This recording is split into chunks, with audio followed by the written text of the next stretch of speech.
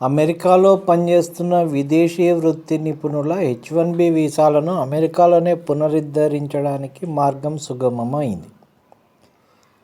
దీనికి అధ్యక్ష భవనానికి చెందిన నియంత్రణ సంస్థ OIRA ఈ నెల 15న పచ్చజెండా ఊపింది. విదేశీ వృత్తి నిపుణులకు అమెరికాలో పనిచేయడానికి ఇచ్చే అనుమతి పత్రాన్ని H-1B వీసా అంటారు.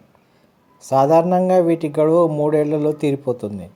దాన్ని మరో 3 ఏళ్లు పొడిగించుకోవడానికి వీసాదారులు అమెరికా నుంచి స్వదేశం తిరిగి రావడమో లేక మరేదైనా దేశానికి వెళ్ళి పునరుద్ధరించుకోవడమో చేయాలి. గత ఏడాది జూన్లో ప్రధాని మోడీ అమెరికా పర్యటనకు వచ్చినప్పుడు H-1B వీసాలను అమెరికాలోనే పునరుద్ధరిస్తామని బైడెన్ ప్రభుత్వం హామీ ఇచ్చింది. మొదట 20,000 వీసాలు పునరుద్ధరించడానికి పైలట్ కార్యక్రమాన్ని చేపట్టాలని నిర్ణయించారు.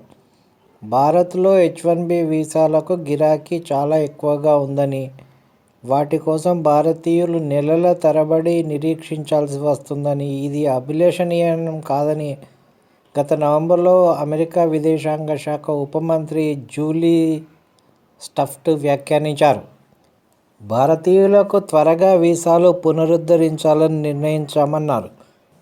మొదటి దశలో అమెరికాలోనే ఉన్న 20,000 మంది విదేశీ నిపుణుల H-1B వీసాలను డిసెంబర్ నుంచి 3 నెలలు అమెరికాలోనే పొడిగించాలని నిర్ణయించారు. ఈ పైలట్ కార్యక్రమంలో భారతీయులే ఎక్కువగా లబ్ధి పొందుతారని అమెరికా అధికారులు వివరించారు.